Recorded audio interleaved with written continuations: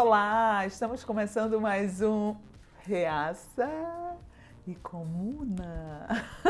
Estamos cheios de assuntos, né? Nesse governo, o que não falta é assunto para a gente conversar. Melhor seria na mesa de bar, né, Mário? Não, eu vim aqui armado com esse pano aqui, porque não é para passar pano, como muitos podem imaginar. Pano. Não é para passar pano. É que muitas vezes, digamos assim, há poluem, sujam o debate. Não, como é que você com fala? argumentações. Como é que você fala?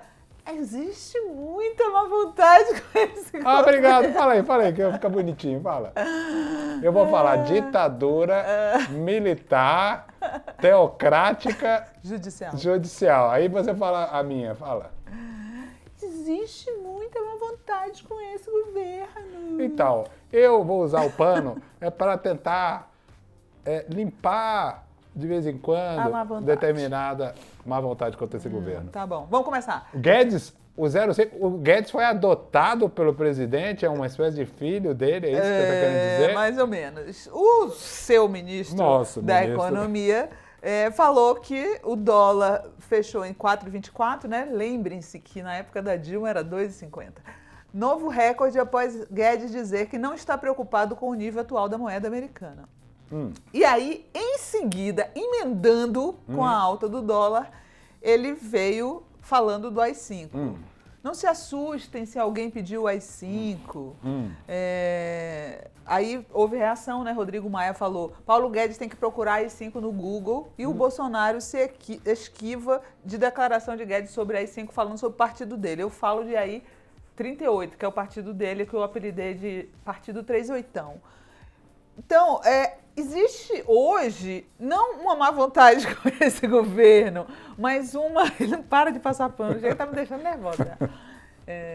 Não é que exista uma má vontade com esse governo, o que existe é uma obsessão nesse governo em ameaçar a população com o endurecimento do regime caso as pessoas protestem, né? O que comprova que já não vivemos numa democracia. Existe muita má vontade contra este governo.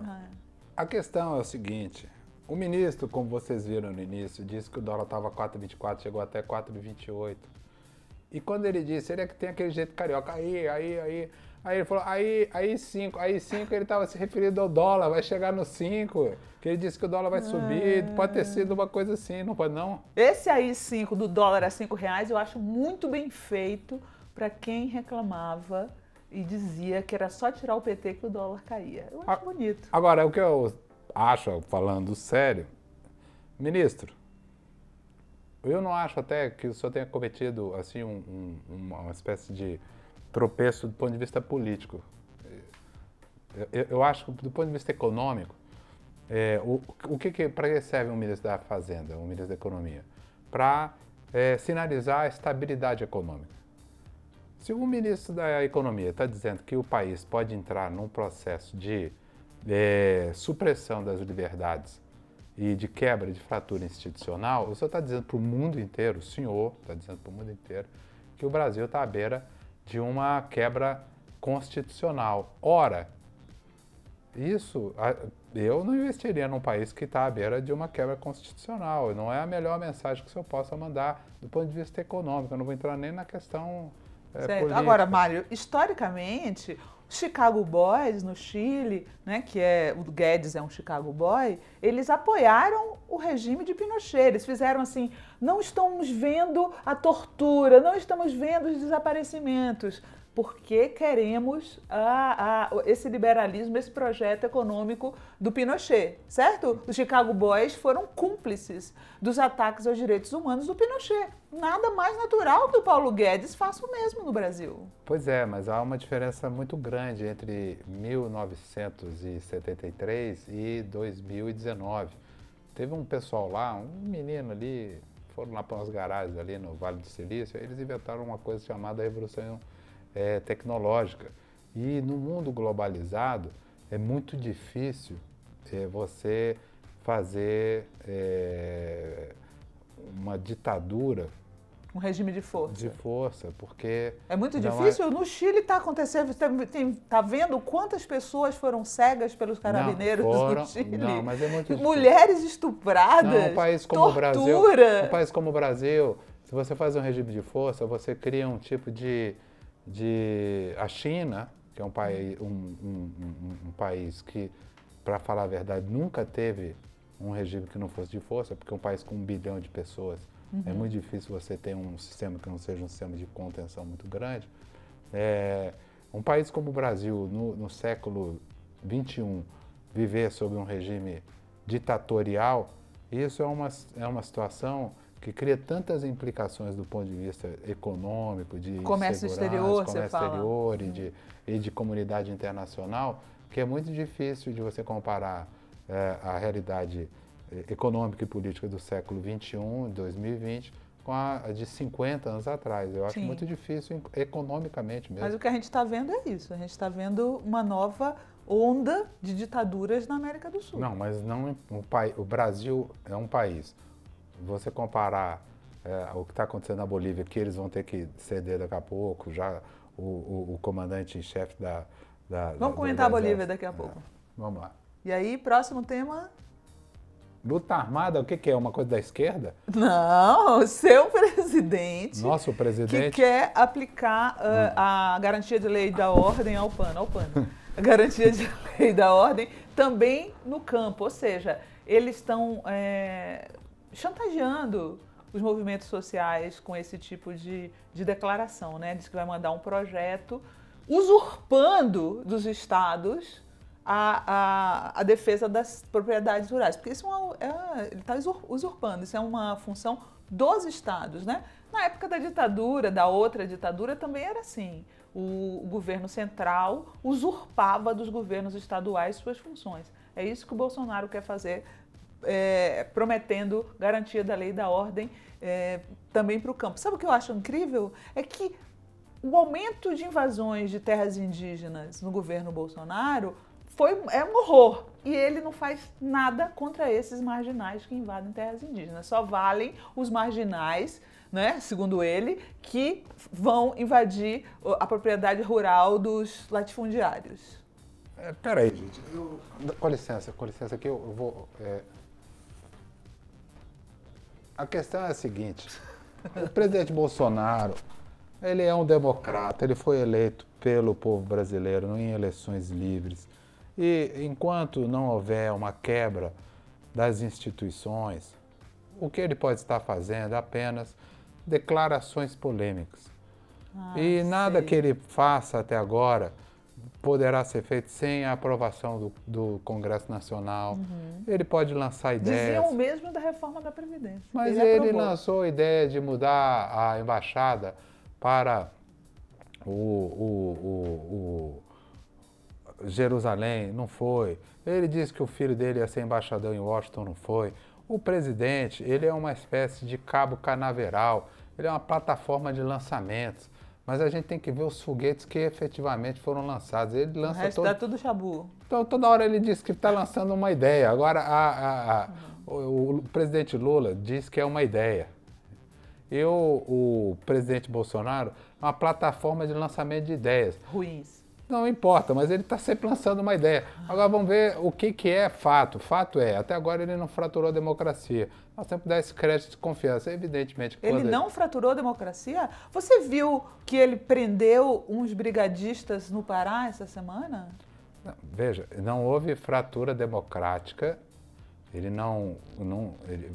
ele pode ter prendido os brigadistas. Acusando ONGs de tocarem fogo, né, sem nenhuma prova. A coisa está ficando muito complicada. O pessoal da ONG, inclusive, estava se queixando que eles pegaram os computadores e estão com medo de que eles forjem. Não, veja, ele tensiona a democracia, fato. Ele tem uma estratégia de tensionamento permanente. Ele não tem nenhum apreço pela democracia. Isso você tem que falar, Mário, porque ele é um fã de torturador declarado. Ele só pode falar. Ele é um fã da ditadura militar declarado. Deu nota 10 outro dia para a ditadura militar em todos os sentidos. Ele não tem nenhum apreço pela democracia, o Bolsonaro, amigo. Não, eu acho que ele usa, por exemplo, como o governo não tem mais condições, espaço nesse momento, de avançar as reformas. A reforma administrativa, a reforma tributária, uma série de reformas no ano de 2020. E como o presidente Lula, a presença do presidente Lula, empurra o governo para uma situação de dificuldade, de questionamento, e também essa onda que está se espalhando na América do Sul de movimentações sociais, ele, inteligentemente, vamos ser bastante... Inteligência do mal. Não é uma inteligência mal. Inteligentemente, o que ele faz? Ele usa essa pressão da radicalização. Quem nasceu primeiro, o ovo ou a galinha? Ele coloca essa coisa. Quem é o culpado pelo problema que vem a acontecer de manifestações violentas? Foram os manifestantes que radicalizaram ou foram as forças repressoras que radicalizaram? Então já começa uma confusão agora, já começa a intimidar, e já começa a dizer que o problema é que o Brasil já não avançou, porque houve as manifestações que ainda não aconteceram, e aí por isso paralisou a pauta do Congresso. Veja bem, ele está criando uma confusão porque na prática a situação com a pressão e com o aumento do dólar e com uma certa quebra de encantamento momentâneo com a situação econômica do Brasil, dos investidores estrangeiros, e que leva o ministro Paulo Guedes a ter essa reação, digamos assim, meio assim chilena, assim, meio Pinochet dele, isso deixa o governo meio escanteado, assim, porque a perspectiva de ter aquela atração, de ter aquela economia pujante, nesse momento está um pouco sob dúvida. Então é melhor criar confusão mesmo. Então o governo está criando confusão no noticiário, mas ainda não criou confusão institucional. É evidentemente que você está mais pessimista para falar o seguinte, vai ter confusão institucional. O que eu me sinto, Mário, atualmente, assim, como se o país tivesse sido sequestrado por um bando de crápulas que está mantendo o povo brasileiro como refém. Eles podem fazer tudo e nós não podemos ir para a rua protestar porque podemos ser mortos, cegos, né? Podem nos cegar, podem nos matar, podem nos torturar, igual estão fazendo no Chile, que é um país que o Bolsonaro e o Guedes admiram, acham que é o paraíso na Terra. Então eu me vejo, eu e as pessoas de esquerda, os movimentos sociais, como se nós fôssemos reféns de um bando de crápulas. Pois é, mas a questão é a seguinte, o PT também durante muito tempo foi o dono das ruas, o dono do povo. Desde 2013 não é? Não, mas durante muito tempo foi. E todo mundo imaginava, poxa, olha, não brinca com o PT não, porque senão o PT chama o povo. Até que um dia deixou de ser. Então, essa coisa toda... A diferença é que eles tiram selfie, a polícia tira selfie com eles, e conosco nas ruas, nós estamos sujeitos a gente não pode levar um filho na rua numa manifestação. Mas essa coisa né? Que a gente pode ter um filho ferido, um filho morto. Eles levam as crianças e os policiais fazem fotos com eles. Mas essa questão de povo é uma coisa complicada, porque o povo não pertence a ninguém. Então, de repente, como aconteceu em 2013, isso, se a situação econômica vai se deteriorando, essa coisa toda, também não pertence à esquerda, não pertence à direita. De repente nós podemos ter uma situação realmente de tensão social, de frustração, de uma nova frustração. E como aconteceu no Chile, que é hoje governado por um presidente conservador, e como aconteceu na Argentina, também isso levar a um esgotamento do modelo conservador também. Por isso o presidente, eu acho de maneira inteligente, está fazendo um manejo até agora dentro das regras democráticas e dentro da política,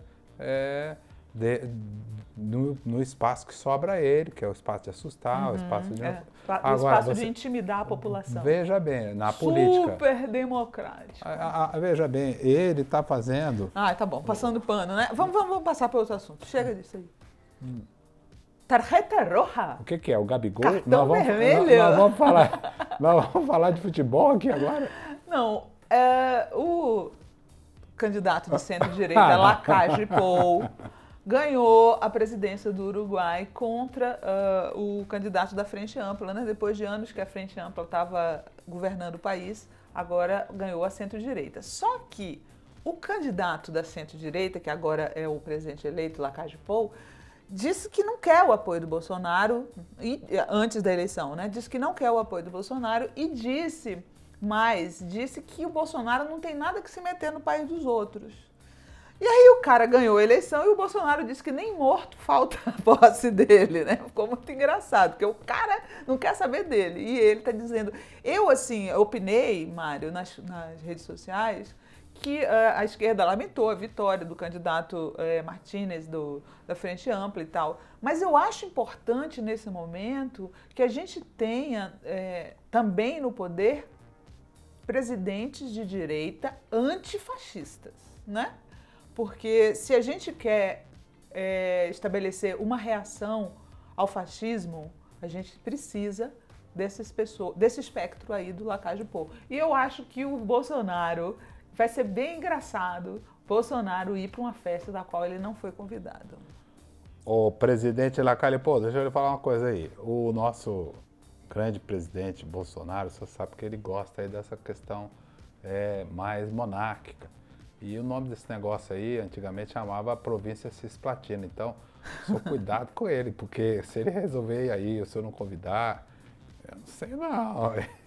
Eu convido ele, tá? Claro que ele vai convidar, né? Faz parte da diplomacia convidar todos os chefes de Estado. Tanto é que o Evo Morales veio na posse do Bolsonaro.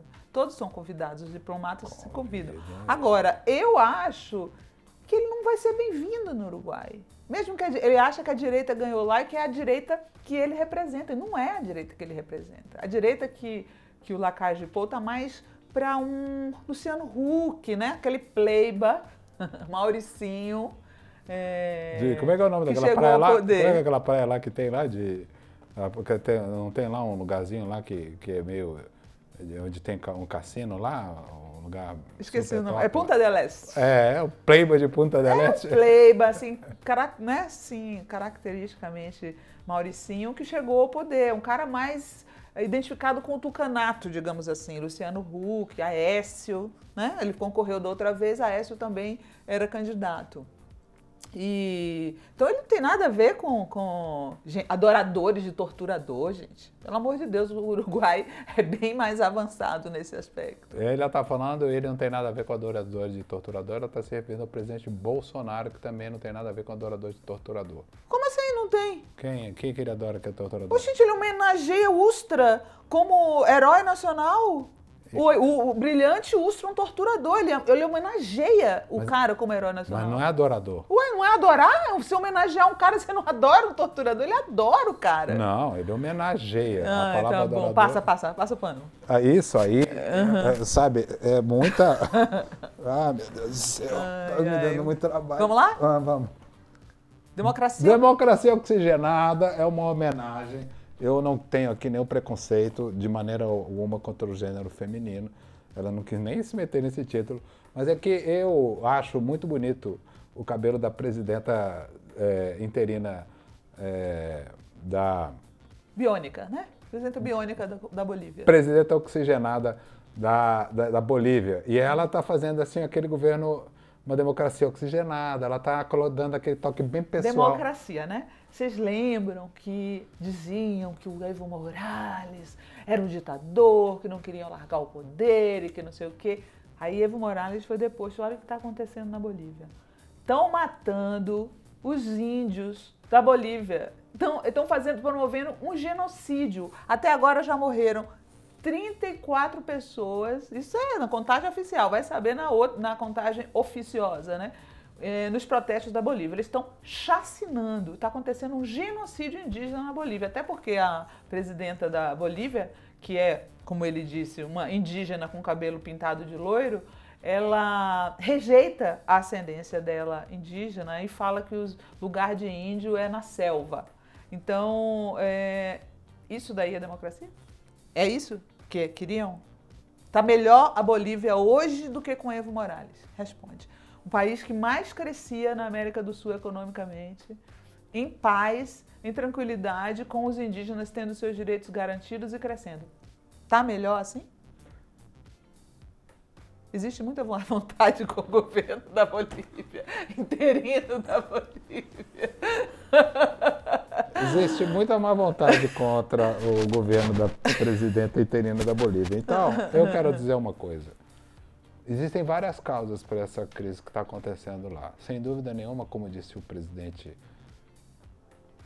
Luiz Inácio Lula da Silva, uma das causas foi a vontade do ex-presidente Evo Morales de concorrer de novo à reeleição pela 4ª vez.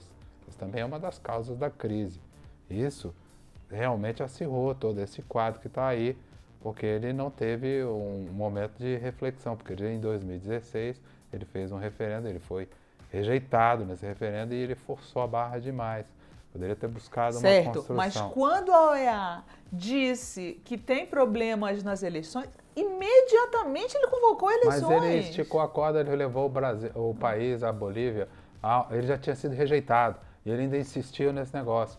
Então, essa crise não é só... A culpa é do Evo. Não. As democracias sul-americanas estão sendo estupradas e a culpa é do Evo que está de mini saia. Não, o Evo, é isso? O Evo Morales não é parte só... Não é só vítima nesta crise, não. Ele também é autor da crise. Então, eu acho que há ações e reações. E eu acho que a Bolívia merece superar essa crise, com todo mundo fazendo a sua parte. Eu acho que ela não tem sustentação para ficar do jeito que está. Acho que a correlação de forças, justamente porque o governo Evo trouxe um período de grande desenvolvimento e prosperidade para a Bolívia. Para os indígenas da Bolívia, que são maioria da Bolívia. Acontece que tem uma elite branca que quer mandar nos índios. Pode haver uma continuidade do evismo sem o Evo. Da mesma maneira que houve uma manutenção do quicherismo sem a Cristina Kirchner. Vamos ver. Então, agora... Quenquanto isso, o que eu sei é que está muito pior do que com o Evo. Neste momento, mas eu acho que nem na Bolívia, que sempre foi um país que era considerado um país com fragilidade democrática, nem lá está sendo fácil, ao contrário do que você está imaginando, essa imposição de ditaduras militares, né? Eles não estão conseguindo fazer ditadura lá, nem na Bolívia. A encarregada, a presidenta encarregada, já está mudando a doutrina das Forças Armadas. Essa semana o Evo estava difundindo um comunicado da polícia cobrando a fatura pelo golpe, dizendo que eles querem querem que cumpram a promessa de equiparar o salário dos policiais aos militares das Forças Armadas. Então teve uma conjunção, teve uma conspiração. Não, teve uma conspiração no fim, mas eu acho que no início houve uma falta de,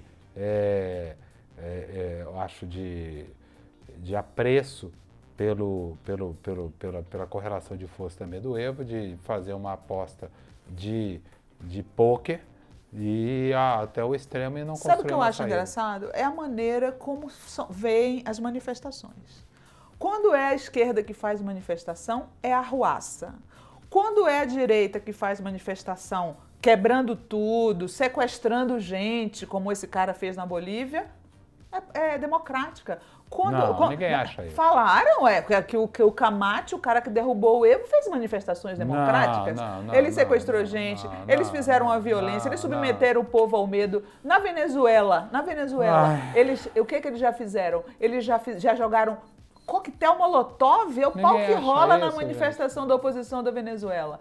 Jogaram bombas de cocô nas autoridades, chamava Popotov.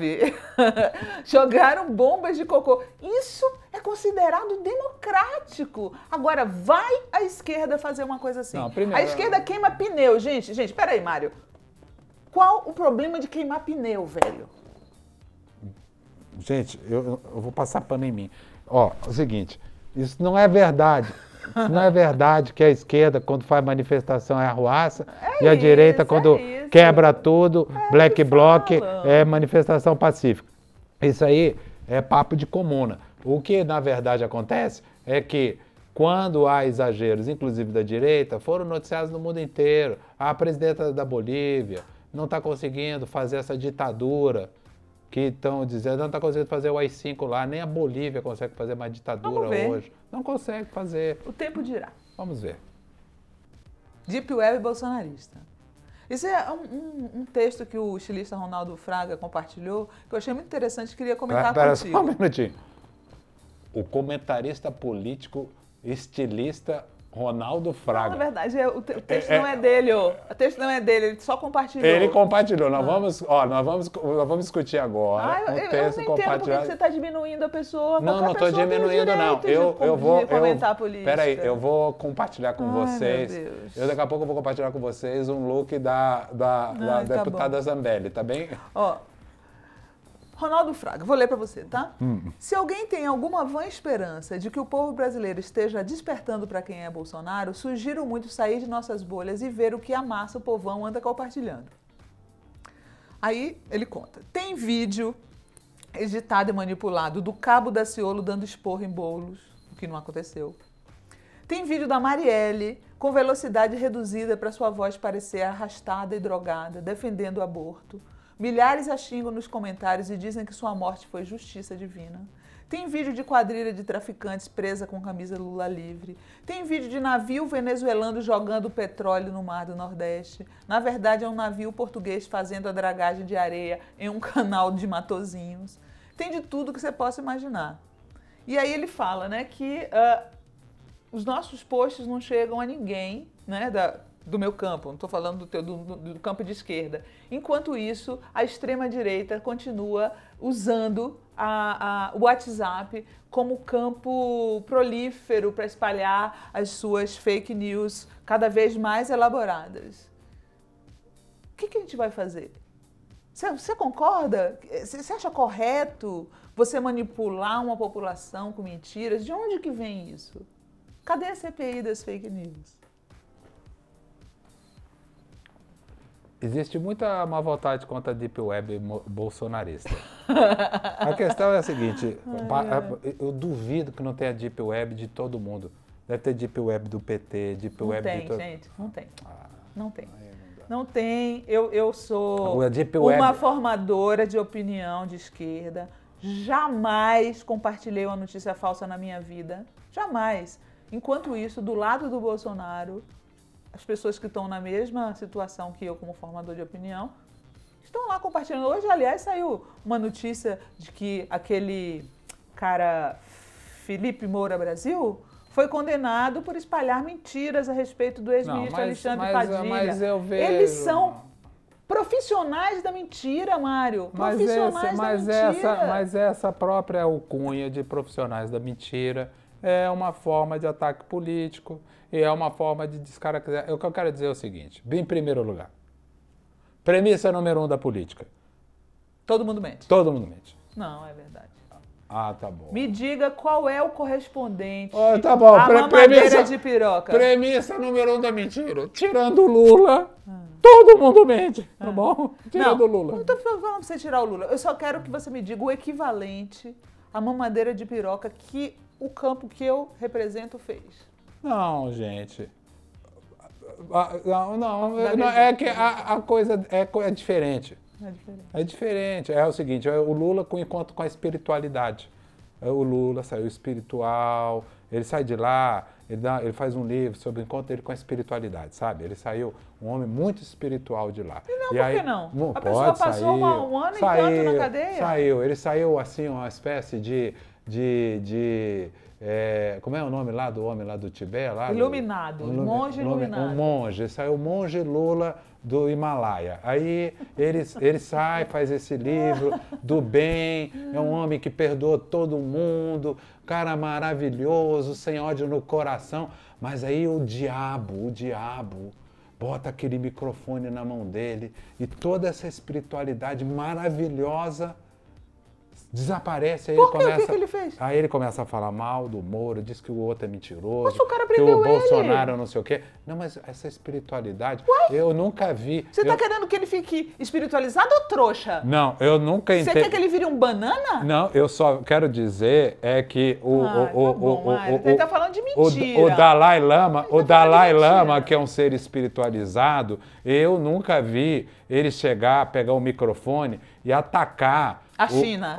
O presidente da China. Pela operação? Não daquele jeito. O presidente da China é um mentiroso e eles vão fazer não sei o quê. Ele não fala. Estilo não. Espiritualizado é espiritualizado. Então, o que eu quero dizer é o seguinte. A política é um teatro. Teatro. Então tem o teatro da Deep Web, que pode acontecer. Tem o teatro dessa postagem que fala uma opção de coisa. Tem o teatro do pessoal de dizer que o Bolsonaro é mentiroso. Tem a posição... Todo mundo tá mentindo aí. Todo mundo tá mentindo. E você, meu amigo? Mentiroso à maneira Goebbels, que é uma mentira contada 1000 vezes se transforma em verdade. É exatamente essa regra que os fascistas, que dizem que não são fascistas, desse governo fascista, estão fazendo. E a mentira da esquerda também é mentir, dizendo que o outro está mentindo, e o outro está mentindo, e o outro está mentindo. Sabe qual é o que importa na prática, na política?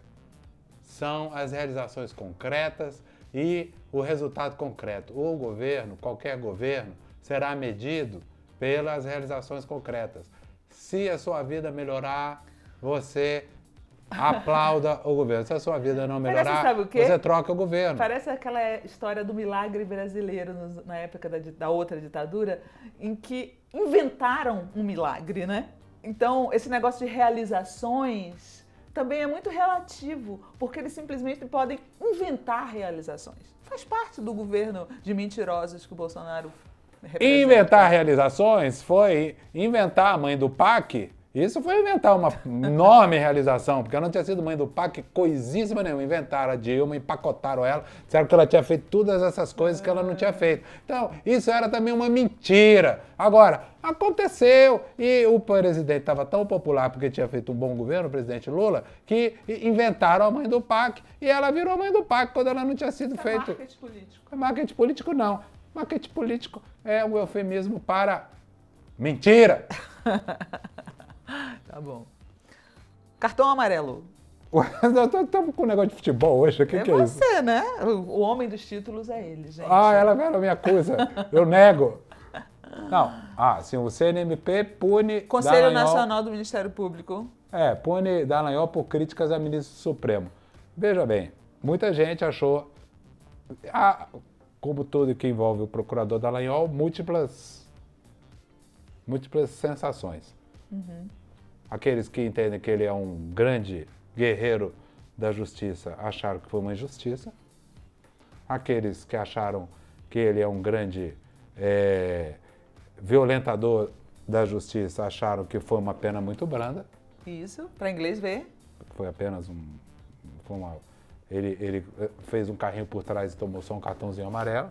Uhum. E outros como você. Eu acho que o mais importante é que ele sofreu uma punição, uma primeira punição. Isso é uma quebra de paradigma. Pela primeira vez, o contestado e reverenciado procurador Deltan Dallagnol tem uma marca ali, uma marca. Tem uma marca, ele sofreu uma punição. Como no Ministério Público, pela Constituição, você não pode fazer nada abrupto contra procuradores, a não ser que você pegue um procurador roubando, cometendo um crime muito sério, as questões disciplinares são como uma escadinha. Então, primeiro degrau, segundo degrau, terceiro degrau. Você não pode chegar ao último degrau, que seria uma punição drástica, sem atravessar o primeiro degrau. Então, ele perdeu uma vida. Um procurador, na questão disciplinar, só pode ser punido com a punição mais drástica, que é uma expulsão, uma coisa mais grave, se ele percorrer vários degraus. Ele não tinha entrado na escada. Sim. Ele entrou na escada. Uhum. Disseram para ele, olha, você não está mais no térreo, você subiu um degrauzinho. Então, foi uma sinalização muito importante de que algum tipo de... ele não é um intocável, a justiça é para todos, e ele não é incontestável, algum erro funcional ele já cometeu na vida. Manchou o currículo. De alguma maneira, ele teve uma marca feita pelo próprio órgão dele. Eu acho uma punição importante pelo aspecto simbólico. Se ela é justa ou não é justa, essa é uma questão de avaliação individual de cada um. Aqueles que gostam, se o presidente Lula, condenado em segunda instância, muita gente acha que ele não deveria ser condenado, imagina as pessoas que gostam do procurador Dallagnol, você acha que ele deveria ter sido sofrido uma advertência. Então, isso são questões de opinião pessoal. Certo. Eu vou ser rápida e sucinta. Pelo conjunto da obra, o justo seria que ele fosse expulso do Ministério Público. Isso daí é para inglês ver. Vamos lá? Ditadura militar eleita, teocrática e judicial. De novo. Ditadura militar eleita, teocrática e judicial. Quem é que sempre fala isso? Eu! Agora 2 vezes para mim. 2 vezes para mim. De Bolsonaro. Não, Presidente Bolsonaro eu quero em Manaus, na igreja, com Dona Michele, de joelhos. Olha a cena. Gente, somos um país laico, está na Constituição, laico. Olha o presidente que elegeram. Olha só que coisa, que cena ridícula. VAR. Existe muita má vontade contra este governo. Contra as igrejas fundamentalistas, contra tudo. Tá bom. O que você achou dessa cena? Sério, fala sério. Veja bem. Você acha que um país que se respeite, que não é uma república de bananas, onde ameaçam a gente com a AI-5 toda semana, e saudosistas da ditadura militar, como se nós fôssemos um país de M pontinhos, isso aconteceria? Em que país sério do mundo isso aconteceria? Sabe o que eu acho?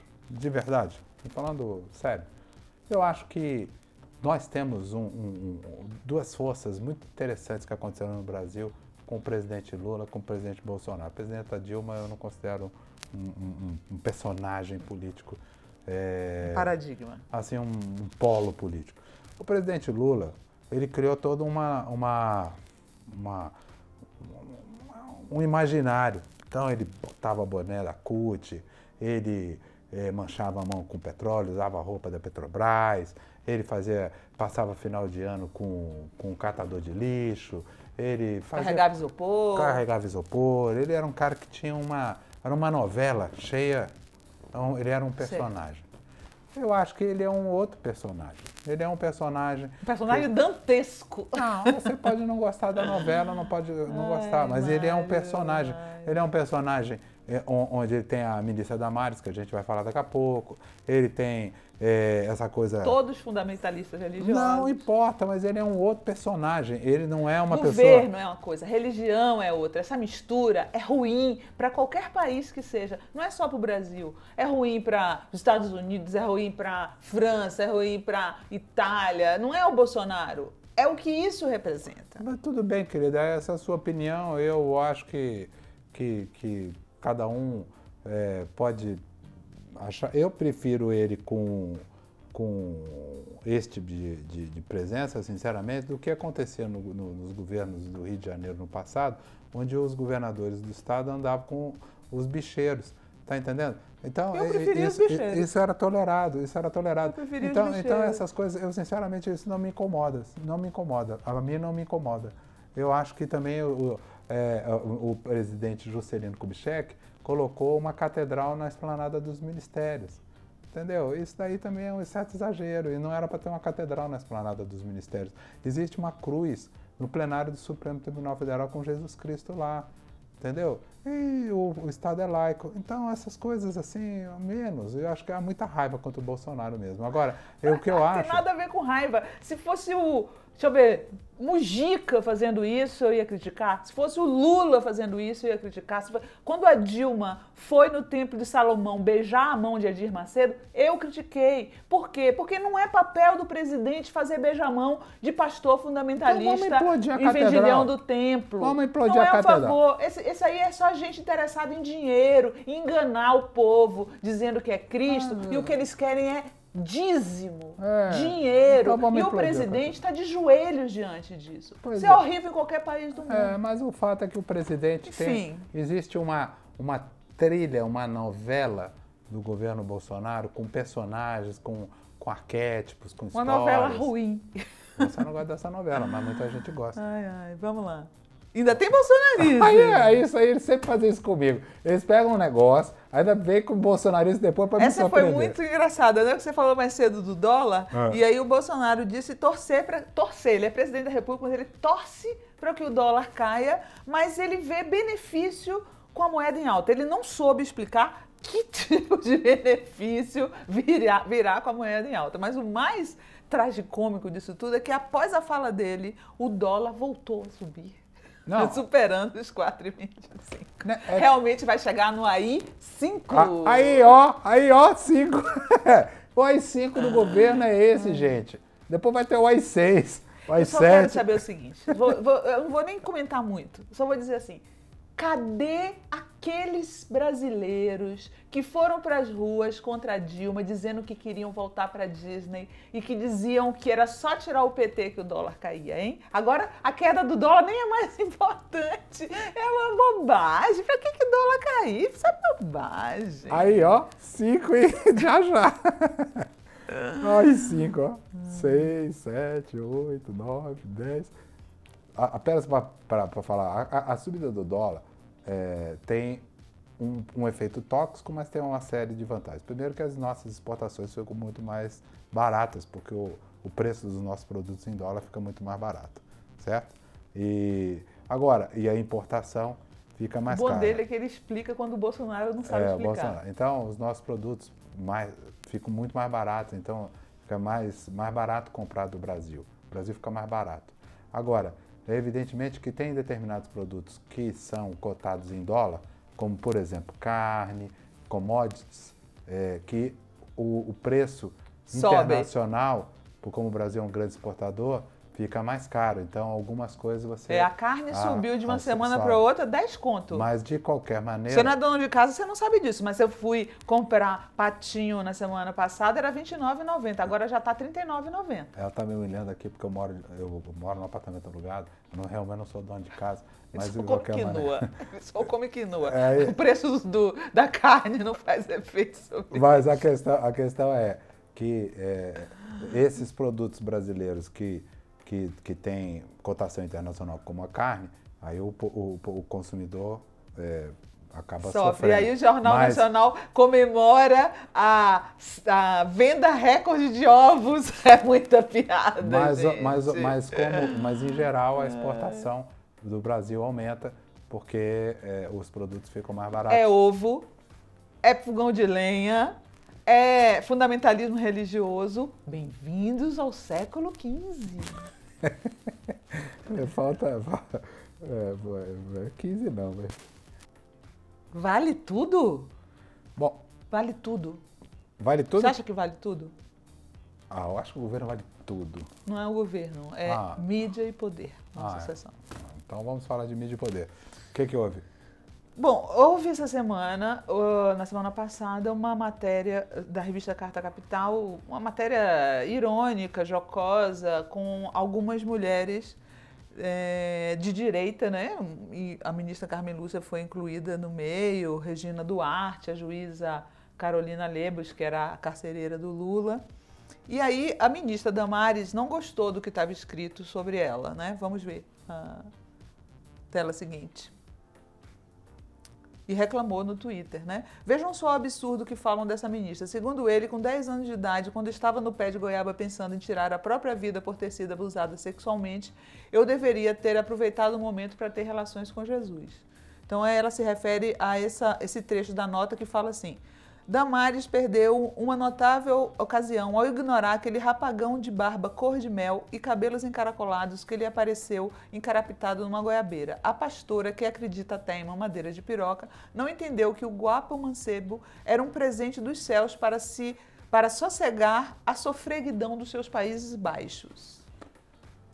Bom, gente, eu vou fazer a última passada de pano desse programa hoje. Porque o Orlando Beirão é meu irmão, meu querido amigo, e uma das coisas que eu tenho mais nessa vida, vocês me acompanham aqui, é uma imparcialidade absoluta em relação a todos os temas que digam respeito aos meus amigos e ao governo Bolsonaro. Eu sou completamente imparcial. Então, usando essa imparcialidade, eu quero dizer o seguinte, o cineasta Tarantino, ele tem uma forma de, às vezes, usar a hiperagressividade para tornar a agressividade até uma coisa meio jocosa, até não é a agressividade que está em jogo.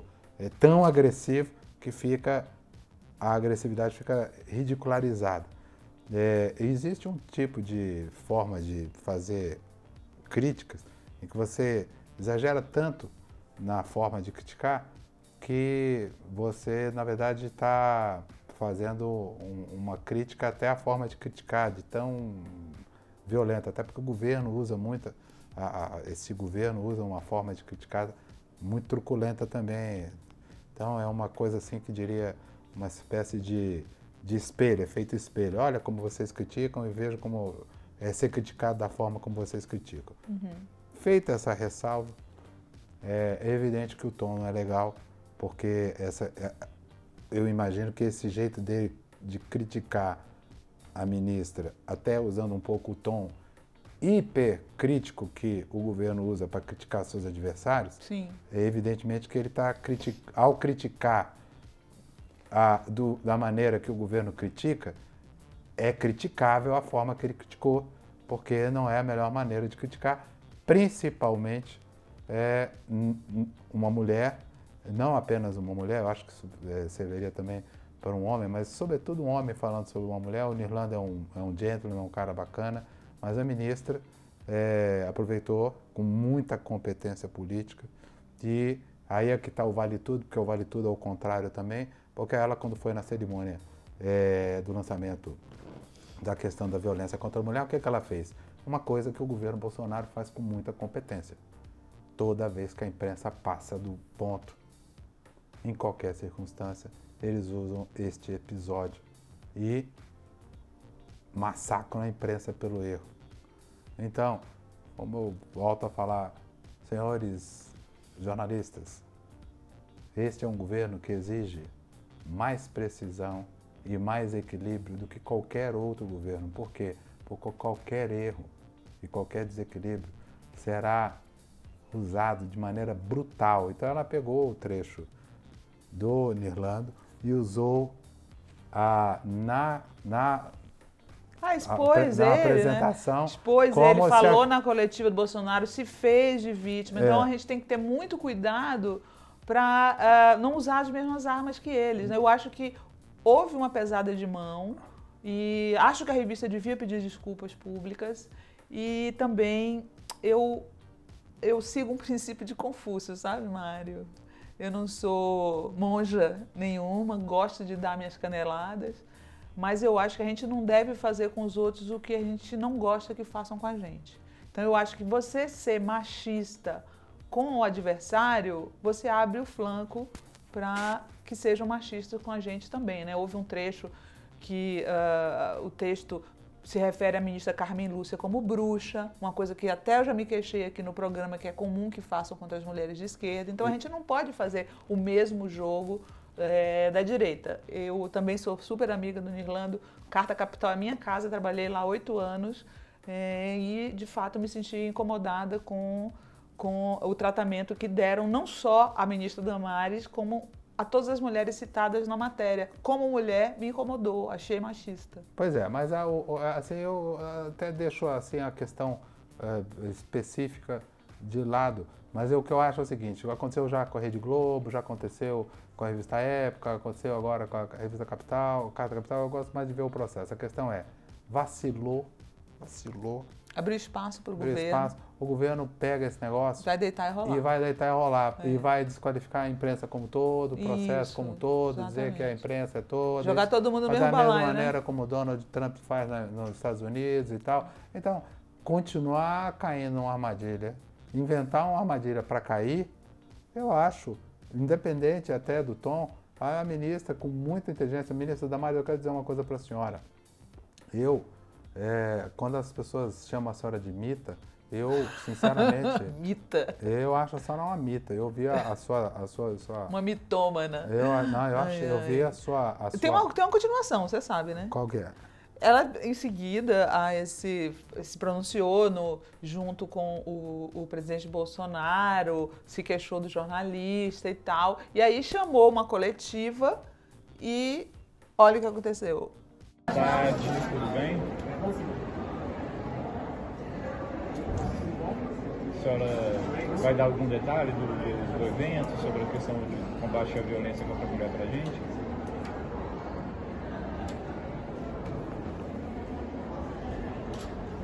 A senhora está emocionada, ministra?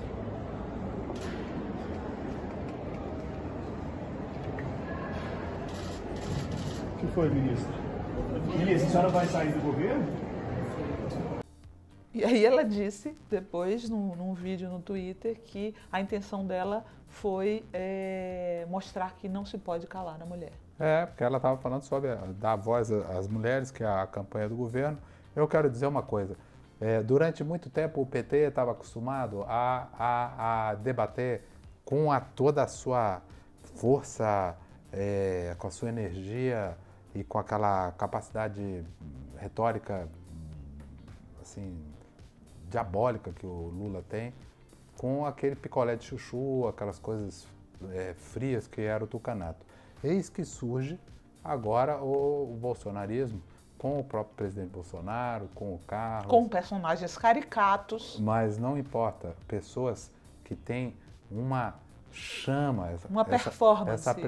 Essa ministra é um excelente ator retórico, ela galvaniza, ela tem lá uma chama muito forte. A esquerda não estava acostumada a ter gente tão incendiária assim, não.